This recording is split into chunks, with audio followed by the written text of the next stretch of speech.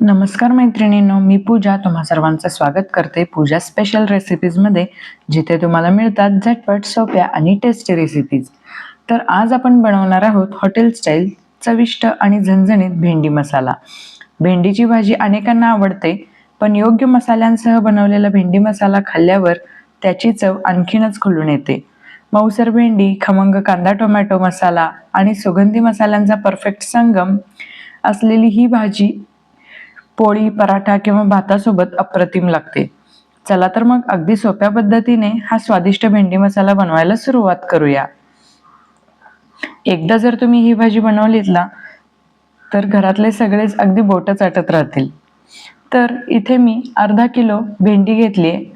अगदी कोवळी कोवळी छोटी भेंडी असते ती घेऊ शकता, किंवा जर मोठी भेंडी असेल तर त्याचे 2 तुकडे करून मधून आपल्याला असा छेद द्यायचा आहे. भेंडीचा पुढचा आणि मागचा भाग आपण काढून टाकलेला आहे आणि मधून छेद देऊन अशा प्रकारे मी पूर्ण भेंडी चिरून घेतलेली आहे. आता ही भेंडी मी एका पॅनमध्ये घेते आणि वरून चवीनुसार मीठ घातलेलं आहे, थोडीशी हळद घातली आहे, शिवाय साधारण अर्धा चमचा तिखट घातलेला आहे. तसंच अर्धा लिंबू पिळलेला आहे यामध्ये. आणि आता आपण यामध्ये घालणार आहोत 2 मोठे चमचे बेसन. बेसनामुळे याला कोटिंग खूप छान येईल. आणि आता हे आपण अशा प्रकारे टॉस करून घ्यायचं आहे, जेणेकरून भेंडीवर छान कोटिंग तयार होईल. आणि हे आता आपण झाकून 5 मिनिटं बाजूला ठेवून द्यायचं आहे. आता खलबत्त्यामध्ये मी 1 इंच आलं घेतले, 2 हिरव्या मिरच्या घेतलेल्या आहेत, 10 ते 12 लसूण पाकळ्या आपण जाडसर कुटून घ्यायच्या आहेत.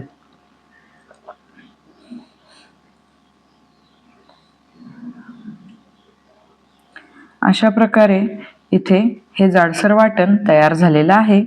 आता 2 कांदे मी अशा प्रकारे थोड्याशा मोठ्या पाकळ्या कट करून घेतल्यात.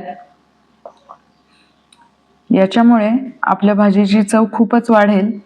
आणि कढईत मी अगदी 1 चमचा तेल घेतले आणि त्यामध्ये या साऱ्या पाकळ्या घालून आपण फ्राय करून घ्यायच्या आहेत. तुम्हाला जर ही स्टेप नको असेल तर तुम्ही स्किप सुद्धा करू शकता. व्यवस्थितपणे गोल्डन ब्राऊन कलरवर आपल्याला हे फ्राय करून घ्यायचं आहे. साधारण 5 मिनिटं लागतात याला फ्राय होण्यासाठी. आणि 5 मिनिटं झाली म्हणजेच कांद्याला जर गोल्डन ब्राऊन कलर आला तर आपण हे काढून घ्यायचं आहे. कलर खूपच सुरेख येतोय, तुम्ही इथे बघू शकता. आणि आता हे मी एका प्लेटमध्ये काढून घेते. आता आपली भेंडी सुद्धा साधारण 5 मिनिटं मॅरिनेट झालेली आहे. आता त्याच कढईत जे तेल शिल्लक होतं त्यामध्येच मी ही भेंडी घालते आणि ही भेंडी सुद्धा आपण फ्राय करून घ्यायची आहे.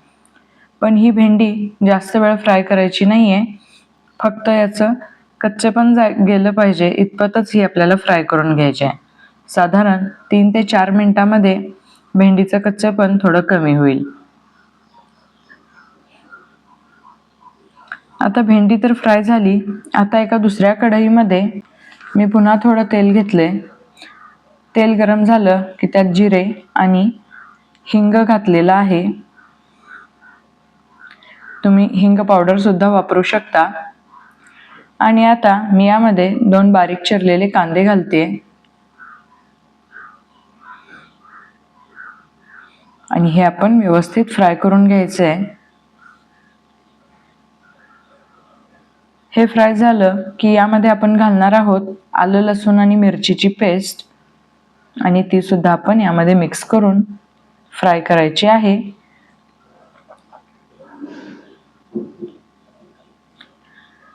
आता या भाजीची चव वाढवण्यासाठी मी 2 टोमॅटोची प्युरी करून घेतली आहे आणि ती प्युरी आता मी यामध्ये ॲड करते. सोबतच थोडंसं मी मीठ सुद्धा घालते, कारण टोमॅटो पटकन शिजला जातो आणि आपल्याला जास्त वेळ फ्राय करायला लागत नाही. आणि हे आता आपण मिक्स करून घेऊया. आता मी एका बाउलमध्ये साधारण 4 चमचे दही घेतले. त्यात 1 टेबलस्पून लाल तिखट घातलेलं आहे.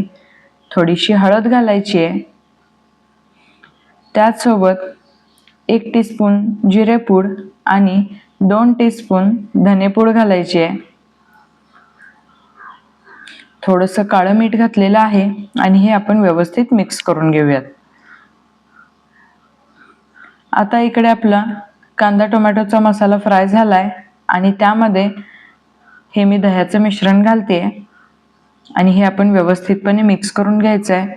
अगदी साईडने तेल सुटेपर्यंत आपल्याला हे फ्राय करून घ्यायचं आहे. पण लक्षात ठेवा, गॅसची आच अतिशय मंद राहिली पाहिजे.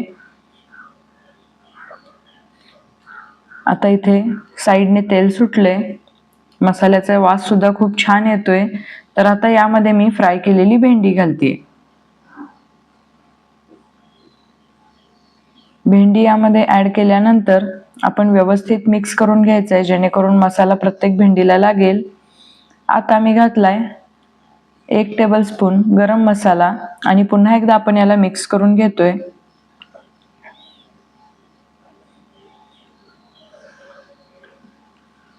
आता अगदी थोडंसं पाणी घालून मी याला झाकण लावून 5 मिनिटं मंद आचेवर शिजवून घेतेय. तुम्हाला भाजीचं टेक्स्चर जसं हवं असेल त्या पद्धतीने तुम्ही पाणी घाला आणि वरून भरपूर अशी कोथिंबीर घालून ही भेंडी पुन्हा एकदा मिक्स करून घ्या.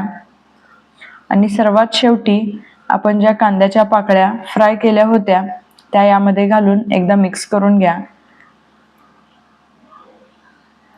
तर ही मस्त मसाला भेंडी तयार झालेली आहे.